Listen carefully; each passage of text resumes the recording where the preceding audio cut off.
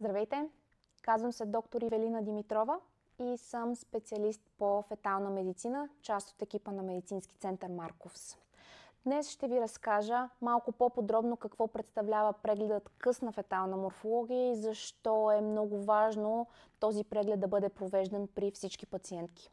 Късната или още известна като трета фетална морфология е ултразвуково изследване, което ние рутинно провеждаме в периода между 28 и 32 гестационна седмица.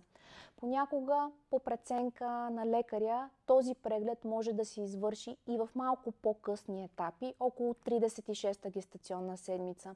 Но трябва да се има предвид, че в тези срокове бебетата обикновено са по-големи и са в по-неблагоприятна позиция за оглед. В хода на третата фетална морфология ние правим оценка на темпа на растеж на бебето. Отново много детайлно се оглежда анатомията. Оценява се разположението на плацентата, количеството на околоплодната течност, дължината на маточната шийка и правим доплерова оценка на кръвотоците в бебето, от плацентата към бебето и на майчините съдове. Защо е от изключителна важност този преглед да бъде направен? Отклоненията в темпа на растеж обикновено стават очевидни едва чак в трети триместър след 26-та гестационна седмица.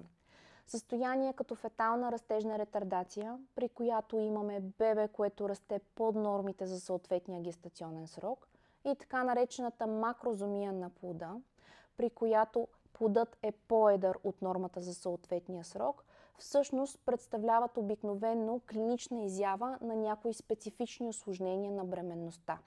При феталната растежна ретардация обикновено можем да имаме подлежаща хронична плацентарна недостатъчност или така наречените хипертонични усложнения на бременността. В това число високо кръвно налягане, което се предизвиква от бременността, и в по-тежките й форми прееклампсия, еклампсия или хелп синдром. Макрозомията на плода от своя страна обикновено се наблюдава в контекста на майчин диабет, като този диабет може да бъде нововъзникнал в хода на бременността или да предшества самата бременност, а в хода на бременността този диабет да има влошен контрол. Обикновено наблюдаващите акушер-гинеколози са в състояние да засекат отклонения в темпа на растеж на бебето. Но ние, като специалисти по фетална медицина, следва да разграничим дали се касае за сериозен проблем или по-скоро за конституционално по-малък или по-едър плод. Това са случаите, в които просто бебето е нормално по-малко или нормално по-голямо заради индивидуалните особености на родителите или предходни раждания на по-малки или по-едри бебета. При диагностициране на конкретен проблем, ние като специалисти обикновено назначаваме допълнително изследвания или евентуални консултации с други медицински специалисти. Даваме препоръка за проследяването на бременността, тъй като тези бременности вече се класифицират като високо рискови и при тях проследяването следва да става доста по-стриктно, понякога дори ежеседмично. Освен това, в най-тежките случаи се налага и по-ранно родоразрешение, както в интерес на майката, така и в интерес на плода. В хода на късната фетална морфология, както вече споменахме, следва да се направи детайлен оглед на феталната анатомия. Повечето бебета, които са с нормална анатомия във втори триместър, ще бъдат с нормална такава и в трети триместър. Но около 2% от аномалиите биват диагностицирани за първи път едва в трети триместър. Това са предимно аномалии на централна нервна система, тъй като мозъка е структура, която се развива в хода на цялата бременност и съответно във всеки триместър има различен изглед. Други аномалии, които често могат да бъдат диагностицирани в трети триместър, са аномалии на сърдечно-съдовата система, пикочополовата система и стомашно-чревния тракт. Освен това, в трети триместър е важно отново да се оцени разположението на плацентата, тъй като плацента превия се поставя като диагноза окончателно обикновено в тези срокове.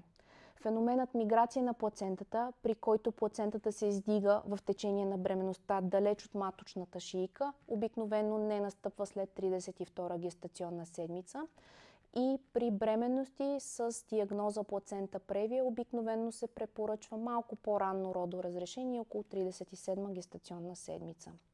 Важно е да бъдат оценени и количеството на околоплодните води, тъй като отклоненията в тях също могат да бъдат израз на някои от вече споменатите осложнения на бременността.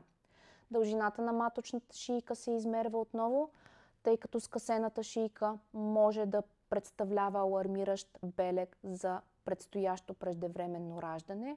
И не на последно място, доплеровата оценка на съдовете в плода, от плацентата към плода и от майката към плацентата, също е изключително важно да бъдат оценени, тъй като те са ни основния метод в тези срокове да преценим състоянието на плода. Ето защо този преглед е от изключително значение да бъде провеждан при всяка една пациентка, тъй като дори и при млади жени подобни осложнения могат да настъпят. Ние препоръчваме извършването на късна фетална морфология при всяка бременна пациентка, независимо от възрастта, независимо от липсата и наличие на придружаващи заболявания или предходни раждания на нормални бебета и протекли неосложнено бременности. У нас, за съжаление, прегледът късна фетална морфология не се покрива от Здравна каса и се извършва в няколко специализирани центъра в страната. При установяване на отклонение от нормата в хода на късната фетална морфология препоръчваме да се доверите на специалистите по фетална медицина, тъй като ние сме тук, за да поставим правилната диагноза, да препоръчаме правилното проследяване, да ви проведем през този труден период и да гарантираме най-благоприятния изход от бременността.